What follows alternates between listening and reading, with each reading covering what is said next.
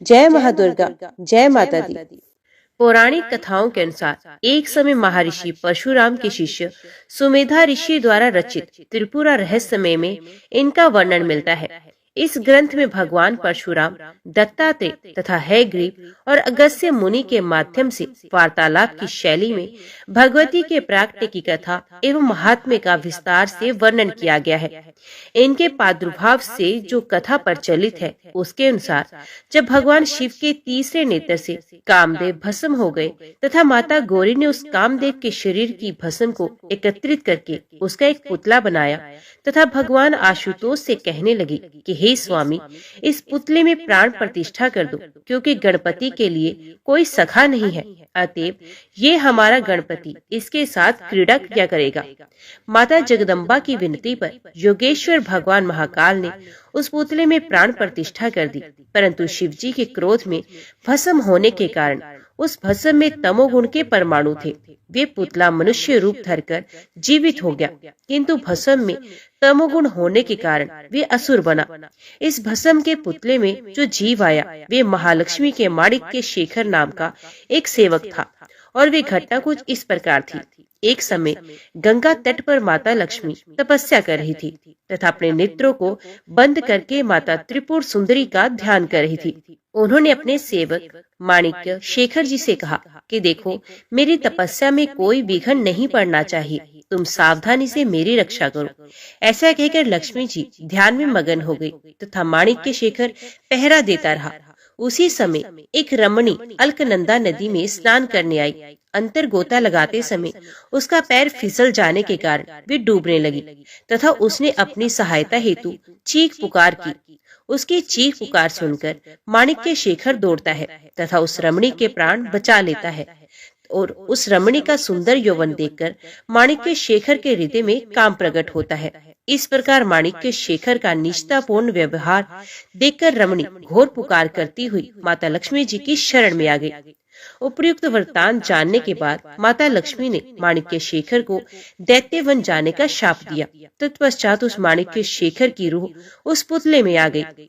इस प्रकार ये असुर बना तथा कुछ दिनों के पश्चात इसमें असुर भाव प्रकट होने लगे एवं वे गणेश जी को अपमानित तथा कार्तिकेय जी के साथ युद्ध करने लगा।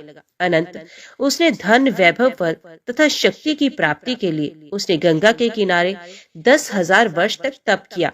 जब उसके तप से भगवान शंकर प्रसन्न हो गए तो उसके समक्ष प्रकट होकर उससे वरदान मांगने के लिए कहा।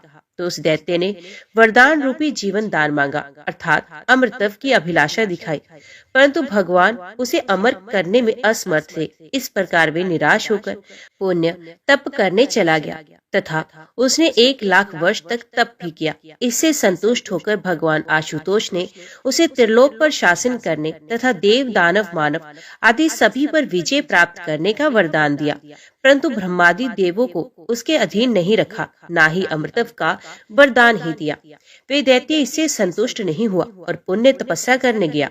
उपयुक्त उसने 2 करोड़ वर्षों तक घनघोर तपस्या कर डाली। उसके महान तप से इंद्रादि समस्त देवताओं के सिंहासन हिलने लगे तथा पृथ्वी पर प्रलय आ गई। इस प्रकार संपूर्ण ब्रह्मांड की अर्थव्यवस्था नष्ट होती देख भगवान आशुतोष ने उस दैत्य को देवगण, नव मानव, योनिश प्राणी, वृक्ष और पर्वत, मृग, सर्प, पक्षी, किरीट, पतंग आदि यज्ञ, गंधर्व, विद्याधर, किन्नर, पिशाच, ब्रह्मा, विष्णु, महेश तथा प्रचलित अस्त्र शस्त्र से मृत्यु न होने की अस्थायी कर दिया। बस उस वरदान के मद में आकर उस दैत्य ने अपने आप को अमर समझकर देवताओं को त्रास देने लगा तथा इंद्रादि समस्त लोगों पर अपना आधिपत्य प्राप्त कर लिया। एक समय वे त्रिदेवों ब्रह्मा, विष्णु, महेश के लोगों पर विजय प्राप्त करने की इच्छा से उनके धामों की तरफ कूच कर गया। उस दैत्य को अपनी तरफ आते देख त्रिदेव अपने धाम सहित अदृश्य हो गए। कुछ समय व्यतीत होने के पश्चात उसी दैत्य की मनोवृत्ति इंद्राणी के प्रति आकर्षित हुई। अतः इंद्राणी को ज्ञात होने के पश्चात वे अपने पिता पुलोम के साथ माता पार्वती के आश्रय में कैलाश पर्वत पर रहने लगी। जब उस दैत्य को ये पता चला कि इंद्राणी ने कैलाश पर आश्रय लिया है तो वे अपनी सेना सहित कैलाश की ओर चल दिया। परंतु उस समय जब गणेश जी को ये पता चला कि मेरे बचपन का सखा आ रहा है तो वे प्रसन्न संचित होकर उसका स्वागत करने गए, किंतु उस दैत्य ने गणेश जी द्वारा दिया गया सम्मान का तिरस्कार करके उसका उपहास करने लगा। उसने कहा कि जाओ अपने पिता शंकर से कहो कि इंद्राणी को लेकर मेरी शरण में आ जाए। उसके अपमान भरे शब्द सुनकर श्री गणेश क्रोधित हो गए तथा दोनों के बीच द्वंद्व युद्ध आरंभ हुआ। दैत्य के इस आचरण पर श्री भगवान महाकाल क्रोधित हो गए और उसकी ओर त्रिशूल लेकर दौड़े। तब भगवती पार्वती ने भगवान आशुतोष को रोका तथा कहा, हे स्वामी, ये दैत्य आपके वरदान के कारण इतना बलवान हुआ है, अतः इसकी मृत्यु आपके हाथों से नहीं हो सकती। तत्पश्चात माता जगदम्बा ने हाथ में त्रिशूल उठाया तथा उसे भंड नाम से संबोधित करते हुए कहा, यदि तू मेरु पर्वत के कैलाश शिखर पर आएगा तो तेरे सर के 100 टुकड़े हो जाएंगे।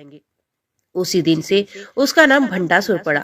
भंडासुर ने 10 दिशाओं को पालकी वाहन बनाया तथा शक्ति के पराक्रम से भंडासुर ने 100 ब्राह्मणों पर अधिकार प्राप्त किया।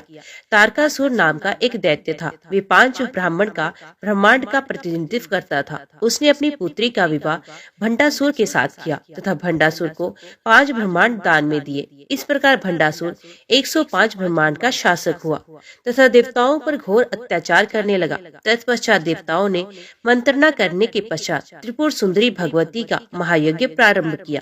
शिव, विष्णु इत्यादि समस्त देवता यज्ञ में उपस्थित थे। विधि पूर्वक किए गए इस यज्ञ में पूर्ण आहुति देव गुरु बृहस्पति ने दी।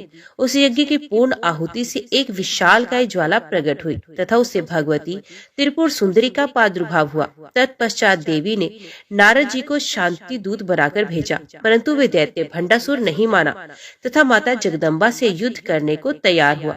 तत्पश्चात माता भवानी से उसका रणभूमि में घोर संग्राम हुआ। अंततः भगवती के हाथों मोक्ष प्राप्त करके अपने धाम को चला गया। तदंतर भंडासुर के मोक्ष प्राप्त करने के पश्चात इंद्राणी देवता शोभायमान होने लगे।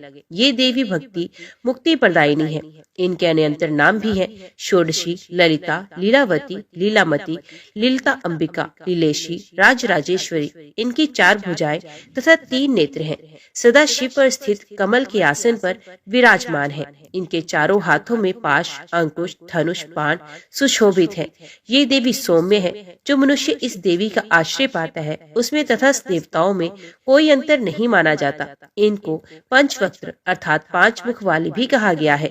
चारों दिशाओं में 4 और 1 ऊपर होने के कारण इनको पंचमुखी भी कहा गया है। त्रिपुर भैरवी की उपासना से सभी बंधन दूर हो जाते हैं। ये बंदी छोड़ माता है। इन्हें षोडशी भी कहा जाता है। षोडशी को श्री विद्या भी माना जाता है। ये साधक को मुक्ति और युक्ति दोनों ही प्रदान करती हैं। इनकी साधना से षोडश कला निपुण संतान की प्राप्ति होती है। जल, थल और नभ में उसका वर्चस्व कायम होता है। आजीविका और व्यापार में इतनी वृद्धि होती है कि व्यक्ति संसार भर में धन श्रेष्ठ यानी सर्वाधिक धनी बनकर सुख भोग करता है। जीवन में काम, सौभाग्य और शारीरिक सुख के साथ आरोग्य सिद्धि के लिए इस देवी की आराधना की जाती है। इसकी साधना से धन संपदा की प्राप्ति होती है। मनोवांछित वर या कन्या से विवाह होता है। षोडशी का भक्त कभी दुखी नहीं होता। जय माँ भगवती, जय माँ त्रिपुर सुंदरी। अभी हम श्रवण करते हैं माता चंद्रघंटा की कथा। एक समय की बात है, पृथ्वी पर एक महिषासुर नाम का दानव राजा राज्य करता था। यहाँ मही का अर्थ है भैंसा, उसी प्रकार महिषासुर का अर्थ है जिसका वर्ण भैंसे जैसा हो, वैसा असुर। वो बड़ा ही शक्तिशाली और बलवान था। उसके शासन में एक भी ऐसा असुर या देवता नहीं था जो उसका मुकाबला कर सके। एक दिन जब असुर गुरु शुक्राचार्य ने के परामर्श पर दानव सम्राट महिषासुर ने परम पिता ब्रह्मा जी की तपस्या की, तपस्या से प्रसन्न होकर ब्रह्मा जी प्रकट हुए और मनोवांछित वर मांगने को कहा। वही महिषासुर ने ब्रह्मा जी से अजय अमर होने का वरदान मांगा, क्योंकि पृथ्वी पर जन्म लेने वाले हर जीव की मृत्यु निश्चित होती है। ब्रह्मा जी ने उसे कोई और वर मांगने को कहा। महिषासुर ने बड़ी चतुराई से ब्रह्मा जी से ये वर मांगा कि उसकी मृत्यु किसी भी पुरुष से ना हो। वे समझता था कि इस स्त्री प्रजाति पृथ्वी की सबसे कमजोर प्रजाति है। ब्रह्मा जी ने उसकी इच्छा को स्वीकार करते हुए उसे उसका वर प्रदान किया। वर प्राप्त करके उसने तीनों लोकों में उत्पात मचाना शुरू कर दिया। उसने पाताल और पृथ्वी लोक पर अपना वर्चस्व स्थापित किया। अब उसने स्वर्ग लोक पर आक्रमण कर सभी देवताओं को परास्त कर दिया। ब्रह्मा जी के वरदान से उसकी मृत्यु किसी भी पुरुष से नहीं होनी थी। इसी वजह से त्रिदेव भी उसे मारने में असमर्थ थे।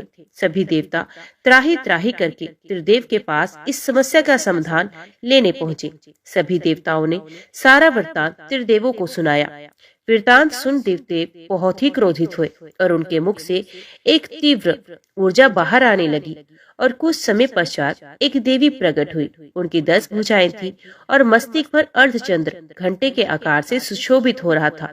सभी देवता माता के स्वरूप को देखकर चकित हो गए।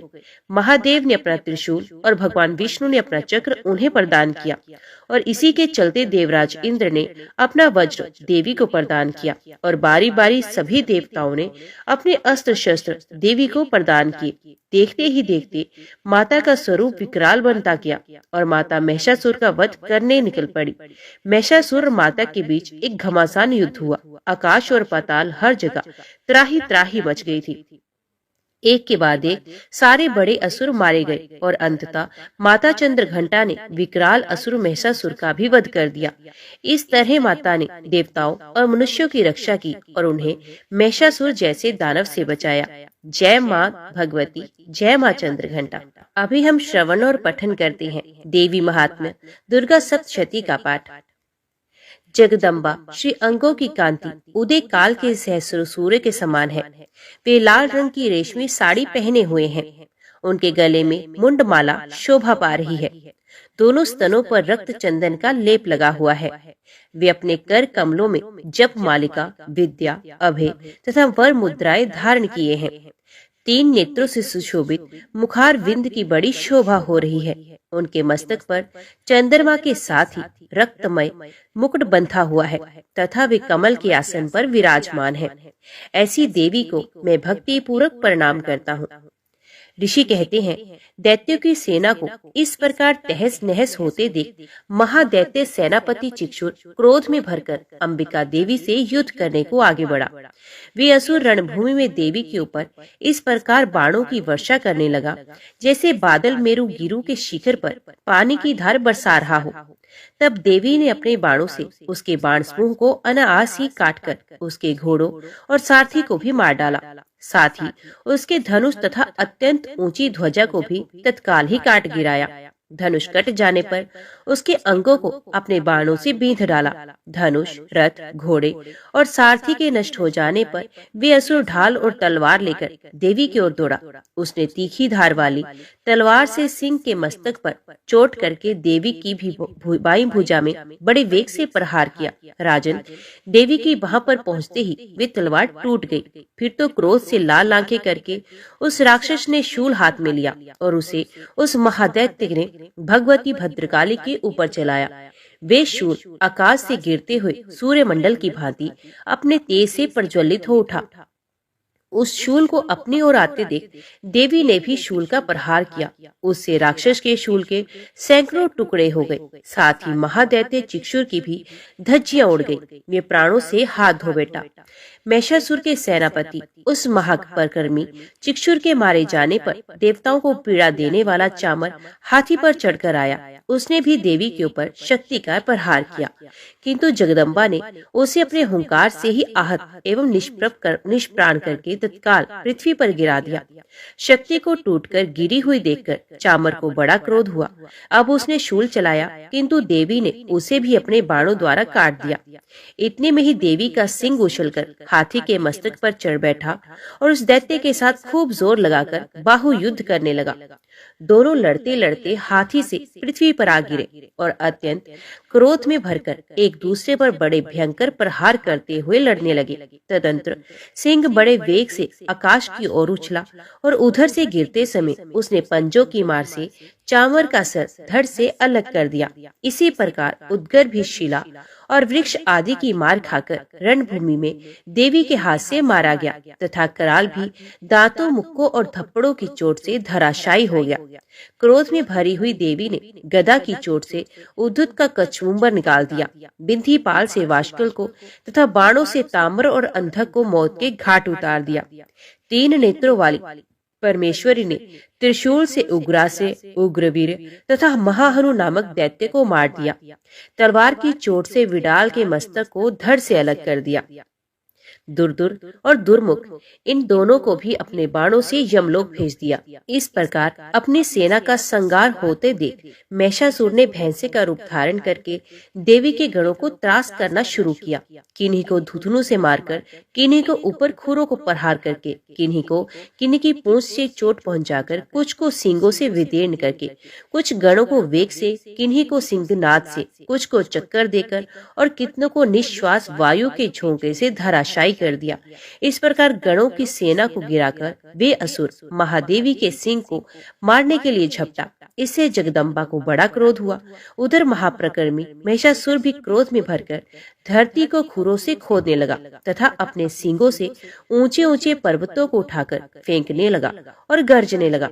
उसके वेग से चक्कर देने के कारण पृथ्वी शुद्ध होकर फटने लगी। उसकी पूंछ से टकराकर समुद्र सब ओर से धरती को डुबोने लगा।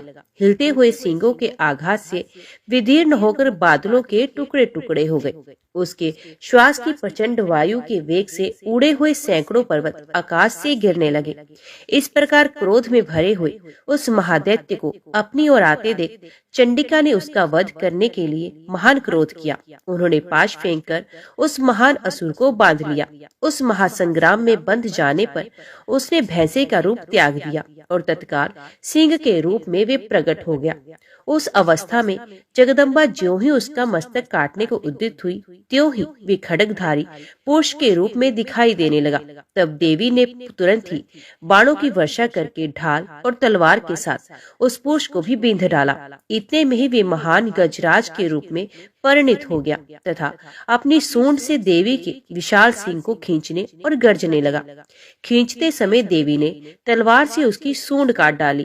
तब उस महादैत्य ने पुनः भैंसे का शरीर धारण कर लिया और पहले ही की भांति चराचर प्राणियों सहित तीनों लोगों को व्याकुल करने लगा। तब क्रोध में भरी हुई जगत माता चंडिका बारंबार उत्तम मधु का पान करने लगी और लाल आंखें करके हंसने लगी। उधर वे बल और पराक्रम के मद से उन्मत्त हुआ राक्षस अपने सींगों से चंडी के ऊपर पर्वतों को फेंकने लगा और डकारने लगा। उस समय देवी अपने बाणों के समूह से उसके फेंके हुए पर्वतों को चूर्ण करती हुई बोली। बोलते समय उनका मुख मधु के मद से लाल हो रहा था और वाणी लड़खड़ा रही थी। देवी ने कहा, ओ मूढ़, मैं जब तक मधु पीती हूँ तब तक तू क्षण भर के लिए खूब गरज ले। मेरे हाथ से यही तेरी मृत्यु हो जाने पर अब शीघ्र ही देवता भी गर्जना करेंगे। ऋषि कहते हैं, यो कहकर देवी उछली और उस महादैत्य के ऊपर चढ़ गई। फिर अपने पैर से उसे दबाकर उन्होंने शूल से उसके कंठ में आघात किया। उनके पैर से दबा होने के भी महिषासुर अपने मुख से दूसरे रूप में बाहर आने लगा। अभी आधे शरीर से ही बाहर निकलने पाया था कि देवी ने अपने प्रभाव से उसे रोक लिया। आधा निकला होने पर भी वे महादैत्य देवी से युद्ध करने लगा। तब देवी ने बहुत बड़ी तलवार से उसका मस्तक काट दिया। फिर तो हाहाकार करती हुई दैत्यों की सारी सेना वहां से भाग गई तथा संपूर्ण देवता अत्यंत प्रसन्न हो गए। देवताओं ने दिव्य महर्षियों के साथ दुर्गा देवी का स्तवन किया। गंधर्वराज गाने लगे तथा अप्सराएं नृत्य करने लगी। सिद्धि की इच्छा रखने वाले पुरुष जिनकी सेवा करते हैं तथा देवता जिन्हें सब ओर से घेरे रहते हैं, उन जया नाम वाली दुर्गा देवी का ध्यान करें। उनके श्री अंगों की आभा वाले काले मेघ के समान श्याम है। वे अपने कटाक्षों से शत्रु समूह को भय प्रदान करती हैं। उनके मस्तक पर आबद्ध चंद्रमा की रेखा शोभा पाती है। वे अपने हाथों में शंख, चक्र, कृपाण और त्रिशूल धारण करती हैं। उनके 3 नेत्र हैं। वे सिंह के कंधे पर चढ़ी हुई हैं और अपने तेज से तीनों लोगों को परिपूर्ण कर रही हैं। ऋषि कहते हैं, अत्यंत पराक्रमी दुरात्मा महिषासुर तथा उसकी दैत्य सेना के देवी के हाथ से मारे जाने पर इंद्र आदि देवता प्रणाम के लिए गर्दन तथा कंधे झुकाकर उन भगवती दुर्गा का उत्तम वचनों द्वारा स्तवन करने लगे। उस समय उनके सुंदर अंगों में अत्यंत हर्ष के कारण रोमांच हो आया था। देवता बोले, संपूर्ण देवताओं की शक्ति का समुदाय ही जिनका स्वरूप है तथा जिन देवी ने अपनी शक्ति से संपूर्ण जगत को व्याप्त कर रखा है, समस्त देवताओं और महर्षियों की पूजनीय उन जगदम्बा को हम भक्ति पूर्वक नमस्कार करते हैं। वे हम लोगों का कल्याण करे, जिनके अनुपम प्रभाव और बल का वर्णन करने में भगवान शेषनाग, ब्रह्मा जी तथा महादेव जी भी समर्थ नहीं। वे भगवती चंडी का संपूर्ण जगत का पालन एवं अशुभ भय का नाश करने का विचार करें। जो पुण्यात्माओं के घरों में स्वयं ही लक्ष्मी रूप में, पापियों के यहाँ दरिद्रता के रूप से, शुद्ध अंतकरण वाले पुरुषों के हृदय में बुद्धि रूप से, सत्पुरुषों में श्रद्धा रूप से तथा कुलीन मनुष्यों में लज्जा रूप से निवास करती हैं। उन आप भगवती दुर्गा को हम नमस्कार करते हैं। देवी, संपूर्ण विश्व का पालन कीजिए। देवी, आपके इन अचिंत्य रूप का, असुरों का नाश करने वाले भारी पराक्रम का तथा समस्त देवताओं और दैत्यों के समक्ष युद्ध में प्रकट किए हुए आपके अद्भुत चरित्रों का हम किस प्रकार वर्णन करें। आप संपूर्ण जगत की उत्पत्ति में कारण है। आप में सत्व गुण, रजोगुण और तमोगुण, ये तीनों गुण मौजूद हैं, तो भी दोषों के साथ आपका संसर्ग नहीं जान पड़ता। भगवान विष्णु और महादेव जी आदि देवता भी आपका पार नहीं पाते। आप ही सबका आश्रय है। ये समस्त जगत आपका अंशभूत है, क्योंकि आप सबकी आदिभूत अव्याकृता प्रकृति है। देवी, संपूर्ण यज्ञों में जिसके उच्चारण से सब देवता तृप्ति लाभ करते हैं, वे स्वाहा आप ही हैं। इसके अतिरिक्त आप पितरों की भी तृप्तिका कारण है। अतएव सब लोग आपको स्वधा भी कहते हैं। देवी, जो मोक्ष की प्राप्ति का साधन है, अचिंत्य महाव्रत स्वरूपा है, समस्त दोषों से रहित, जितेंद्रिय, तत्व को ही सार वस्तु मानने वाले तथा मोक्ष की अभिलाषा रखने वाले मुनिजन जिसका अभ्यास करते हैं, ये भगवती पराविद्या आप ही है। आप शब्द स्वरूपा है, अत्यंत निर्मल, ऋग्वेद, यजुर्वेद तथा उद्गीत के मनोहर पथों के पाठ से युक्त सामवेद का आधार आप है। आप देवी, त्रिय तीनों वेद और भगवती और छहों ऐश्वर्यों से युक्त हैं। इस विश्व की उत्पत्ति एवं पालन के लिए आप ही वार्ता के रूप में प्रकट हुई। आप संपूर्ण जगत की घोर पीड़ा को नाश करने वाली हैं। देवी, जिससे समस्त शास्त्रों के सार का ज्ञान होता है, वे मेधा शक्ति आप ही हैं। दुर्गम भव सागर से पार उतारने वाली नौका रूप दुर्गा देवी भी आप ही हैं। आपकी कहीं भी आसक्ति नहीं। कैटब के शत्रु भगवान विष्णु के वक्ष स्थल में एकमात्र निवास करने वाली भगवती लक्ष्मी तथा भगवान चंद्रशेखर द्वारा सम्मानित गौरी देवी भी आप ही हैं। आपका मुख मंद मुस्कान से सुशोभित, निर्मल, पूर्ण चंद्रमा के बिंब का अनुकरण करने वाला और उत्तम स्वर्ण की मनोहर कांति से कमनीय है, तो भी उसे देखकर महिषासुर को क्रोध हुआ और सहसा उसने उस पर प्रहार कर दिया। ये बड़े आश्चर्य की बात है। देवी, वही मुख जब क्रोध से युक्त होने पर उदय काल के चंद्रमा की भांति लाल और तनी हुई भौहों के कारण विकराल हो उठा, तब उसे देखकर जो महिषासुर के प्राण तुरंत नहीं निकल गए, ये उससे भी बढ़कर आश्चर्य की बात है, क्योंकि क्रोध में भरे हुए यमराज को देखकर भला कौन जीवित रह सकता है। देवी, आप प्रसन्न हो। परमात्मा स्वरूपा आपके प्रसन्न होने पर जगत का अभय उदय होता है और क्रोध में भर जाने पर आप तत्काल ही कितने कुलों का सर्वनाश कर डालती हैं। ये बात अभी अनुभव में आई है, क्योंकि महिषासुर की ये विशाल सेना क्षण भर में आपके कोप से नष्ट हो गई है। सदा अभय उदय प्रदान करने वाली आप जिन पर प्रसन्न होती हैं, वे ही देश में सम्मानित हैं। उन्हीं की धन और यश की प्राप्ति होती है। उन्हीं का धर्म कभी शिथिल नहीं होता तथा वे ही अपने इष्ट पुष्ट स्त्री, पुत्र और भृत्यों के साथ सदा धन्य माने जाते हैं। देवी, आपकी ही कृपा से पुण्य आत्मा पुरुष प्रतिदिन अत्यंत श्रद्धा पूर्वक सदा सब प्रकार के धर्मानुकूल कर्म करता है और उसके प्रभाव से स्वर्ग लोक में जाता है। इसलिए आप तीनों लोकों में निश्चय ही मनोवांछित फल देने वाली हैं। माँ दुर्गे, आप स्मरण करने पर सब प्राणियों का भय हर लेती हैं और स्वस्थ पुरुषों का चिंतन करने पर उन्हें परम कल्याणमयी बुद्धि प्रदान करती हैं।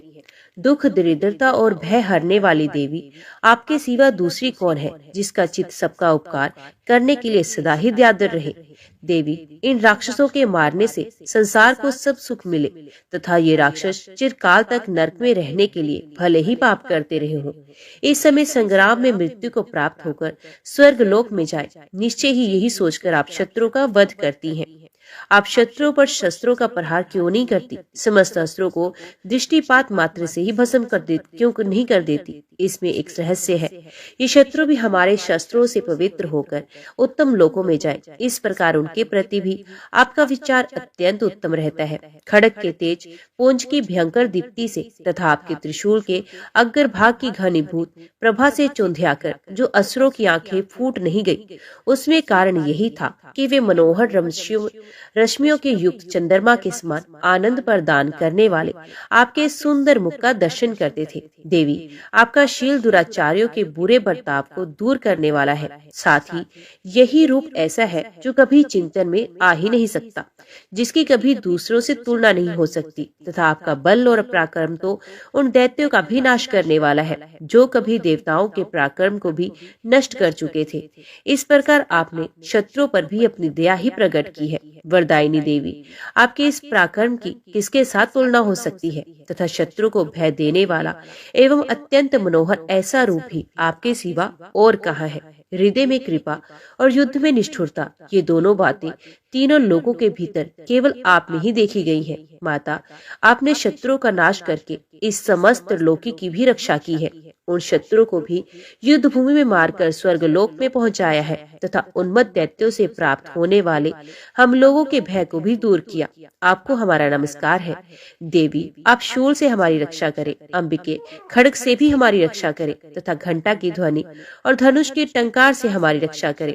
चंडिके, पूर्व पश्चिम दक्षिण दिशा में आप हमारी रक्षा करें तथा ईश्वरी, आपने त्रिलोक त्रिशूल से घुमाकर आप उत्तर दिशा में भी हमारी रक्षा करें।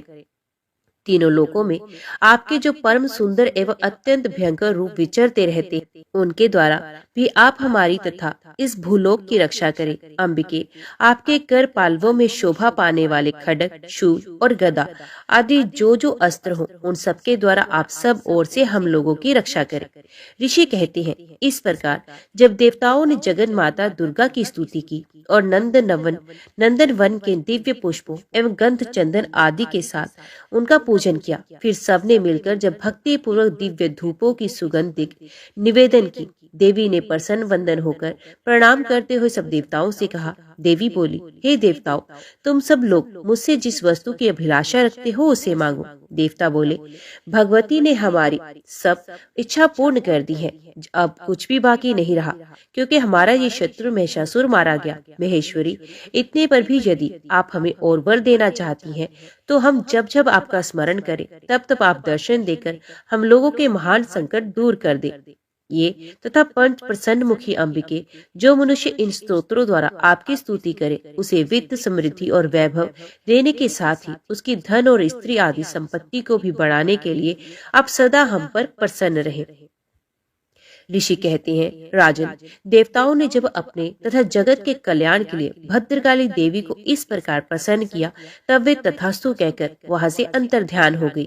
भूपाल, इस प्रकार पूर्व काल में तीनों लोगों का हित चाहने वाली देवी जिस प्रकार देवताओं के शीर से प्रकट हुई थी, वे सब कथा मैंने कह सुनाई। अब पुण्य देवताओं का उपकार करने वाली वे देवी दुष्ट दैत्यों तथा शुंभ निशुंभ का वध करने एवं सब लोगों की रक्षा करने के लिए गौरी देवी के शरीर से जिस प्रकार प्रकट हुई थी, वे सब प्रसंग मेरे मुंह से सुनो, मैं उसका तुमसे यथावत वर्णन करता हूँ। जय माँ भगवती, जय माँ दुर्गा। अभी सुनिए श्री दुर्गा कवच का पाठ। महर्षि मार्कंडेय जी बोले, हे पितामह, संसार में जो गुप्त हो और जो मनुष्यों की सब प्रकार से रक्षा करता हो और जो आपने किसी को आज तक नहीं बताया हो, ये कवच मुझे बताइए। श्री ब्रह्मा जी ने कहा, अत्यंत गुप्त व सब प्राणियों की भलाई करने वाला कवच मुझसे सुनो। प्रथम शैलपुत्री, दूसरी ब्रह्मचारिणी, तीसरी चंद्र घंटा, चौथी कुष्मांडा, पांचवी सकंद माता, छठी कात्यायनी, सातवीं काल रात्रि, आठवीं महागौरी तथा नववीं सिद्धिदात्री, ये देवी के 9 मूर्तियां हैं। ये नव दुर्गा कहलाती हैं। आग में जलता हुआ, रण में शत्रु से घिरा हुआ, विषम संकट में फंसा हुआ मनुष्य यदि दुर्गा के नाम का स्मरण करे तो उसको कभी भी हानि नहीं होती। रण में उसके लिए कुछ भी आपत्ति नहीं होती और ना उसे किसी प्रकार का दुख या डर ही होता है। हे देवी, जिसने श्रद्धा पूर्वक तुम्हारा स्मरण किया है उसकी वृद्धि होती है और जो तुम्हारा चिंतन करते हैं उनकी तुम निस्संदेह रक्षा करने वाली हो। चामुंडा प्रेत पर, वाराही भैंसे पर, रुद्री हाथी पर, वैष्णवी गरुड़ पर अपना आसन जमाती हैं। माहेश्वरी बैल पर, कुमारी मोर पर और हाथ में कमल लिए हुए विष्णु प्रिया लक्ष्मी जी कमल के आसन पर विराजती हैं। बैल पर बैठी हुई ईश्वरी देवी ने श्वेत रूप धारण कर रखा है और सब प्रकार के आभूषणों से विभूषित ब्राह्मी देवी हंस पर बैठती हैं। और इस प्रकार ये सब देवियां सब प्रकार के योगों से युक्त और अनेक प्रकार के रत्न धारण करती हैं। भक्तों की रक्षा के लिए संपूर्ण देवियां रथ में बैठी तथा क्रोध में भरी हुई दिखाई देती हैं तथा चक्र, गदा, शक्ति, हल और मूसल, खेटक और तोमर, परशु तथा पाश, भाला और त्रिशूल एवं उत्तम शारंग आदि शास्त्रों को दैत्यों के नाश के लिए और भक्तों की रक्षा करने के लिए और देवताओं के कल्याण के लिए धारण करती हैं। हे महारुद्र, अत्यंत घोर पराक्रम, महान बल और महान उत्साह वाली देवी, तुमको मैं नमस्कार करता हूँ। हे देवी, तुम्हारा दर्शन दुर्लभ है तथा आप शत्रुओं के भय को बढ़ाने वाली हैं। हे जगदम्बिके, मेरी रक्षा करो। पूर्व दिशा में इंद्र शक्ति ऐन्द्री मेरी रक्षा करे। अग्नि कोण में अग्नि शक्ति, दक्षिण दिशा में वाराही देवी तथा नृत्य कोण में खड्ग धारिणी देवी मेरी रक्षा करे। पश्चिम दिशा में वारुणी, वायु कोण में मृग वाहिनी, उत्तर दिशा में कौमारी और ईशान कोण में शूल धारिणी देवी मेरी रक्षा करे। ब्राह्मणी ऊपर की ओर से मेरी रक्षा करे और वैष्णवी देवी नीचे की ओर से मेरी रक्षा करे। और इसी प्रकार शब पर बैठी चामुंडा देवी दसों दिशाओं में मेरी रक्षा करे। जया देवी आगे, विजया देवी पीछे की ओर से मेरी रक्षा करे। अजिता बाईं ओर से, अपराजिता दाहिनी ओर मेरी रक्षा करे। उधोतनी देवी शिखा की रक्षा करे तथा उमा मेरे मस्तक पर विराजमान होकर मेरी रक्षा करे। इसी प्रकार ललाट की मालाधारी देवी रक्षा करे और शिवनी देवी मेरी भौहों का संरक्षण करे। भौं के मध्य भाग में त्रिनेत्रणा, नथुनों की यमघंटा देवी रक्षा करे। नेत्रों के मध्य में शंखनी देवी और द्वारवासिनी देवी कानों की रक्षा करे। कपोलों की कालिका देवी और कानों के मूल भाग की भगवती शंकरी रक्षा करे। सुगंधा नासिका की और चर्चिका ऊपर के होंठ की, अमृत कला नीचे की होंठ की, सरस्वती देवी जीभ की रक्षा करे। कुमारी देवी दांतों की और चंडिका कंठ प्रदेश की रक्षा करे। चित्र घंटा गले की घंटी की और महामाया तालु की रक्षा करे। कामाक्षी देवी ठोड़ी की और सर्वमंगला मेरी वाणी की रक्षा करे।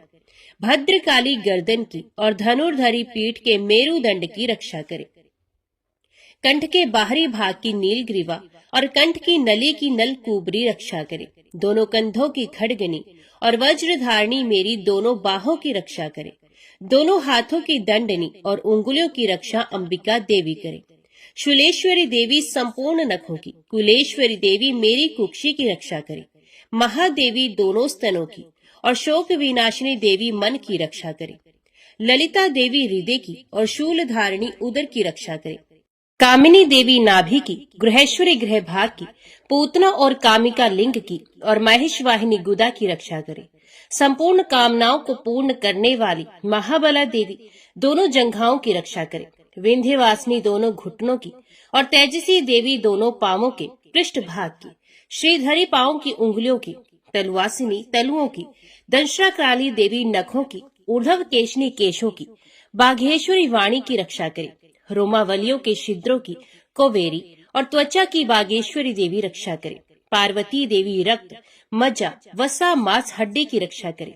आंतों की कालरात्रि देवी, पित्त की मुक्तेश्वरी देवी, पद्मावती कमल कोश की, चूड़ामणि कफ की रक्षा करे।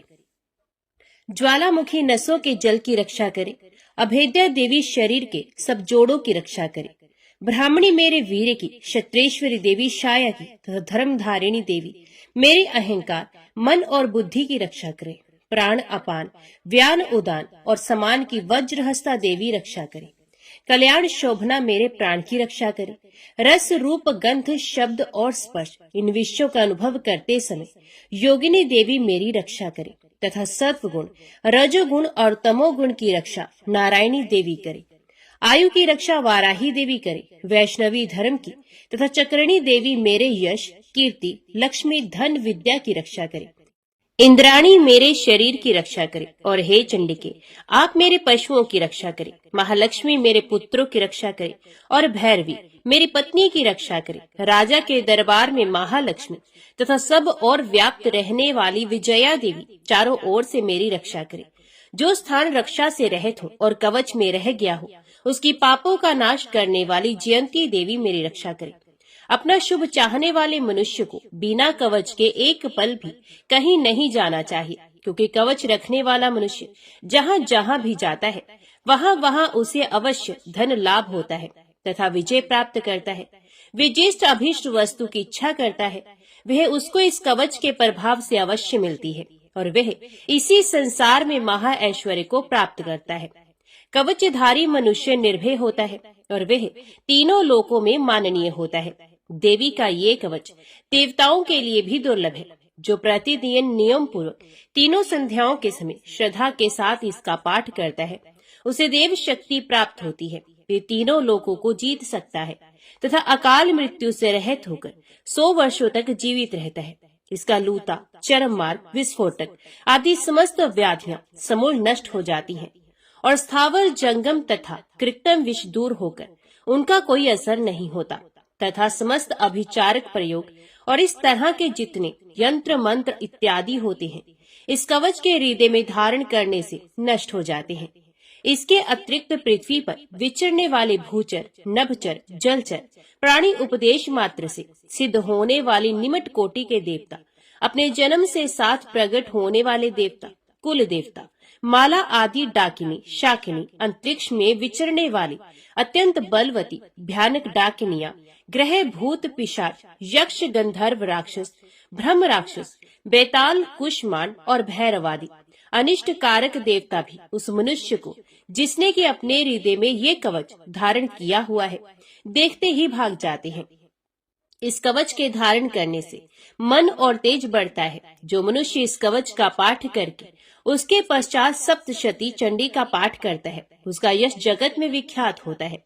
और जब तक वन, पर्वत और कानन आदि इस भूमंडल पर है तब तक यहाँ पुत्र पौत्र आदि संतान परंपरा बनी रहती है। फिर देहांत होने पर ऐसा मनुष्य परम पद को प्राप्त होता है जो देवताओं के लिए भी दुर्लभ है और अंत में सुंदर रूप को धारण करके भगवान शंकर के साथ आनंद करता हुआ परम मोक्ष को प्राप्त होता है। जय माँ भगवती, जय माँ दुर्गा। अभी सुनिए श्री दुर्गा चालीसा का पाठ। नमो नमो दुर्गे सुख करनी, नमो नमो अम्बे दुख हरनी। निरंकार है ज्योति तुम्हारी, तिहु लोक फैली उजियारी। शशि ललाट मुख महाविशाला, नेत्र लाल भ्रुकुटी विकराला। रूप मात को अधिक सुहावी, दर्श करत जन अति सुख पावे।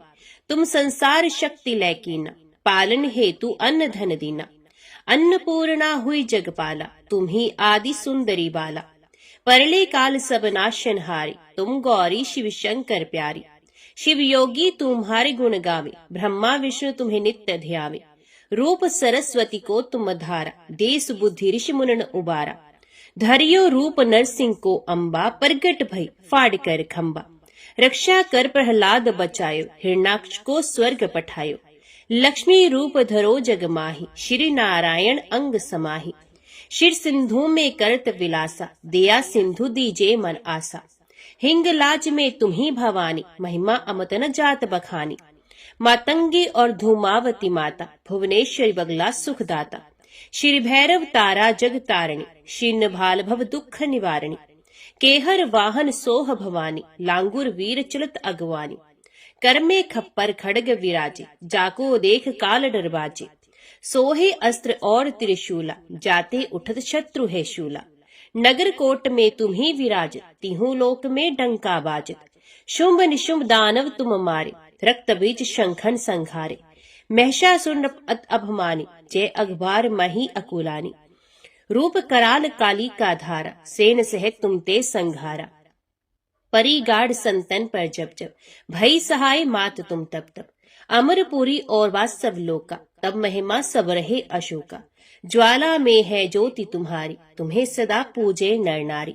प्रेम भक्ति से जो यश गावे, दुख दारिद्र निकट नहीं आवे। ध्यावे तुम्हें जो नर मन लाए, जन्म मरण ताको छुट जाए। जोगी सुरमुन कहत पुकारी, योग न हो बिन शक्ति तुम्हारी।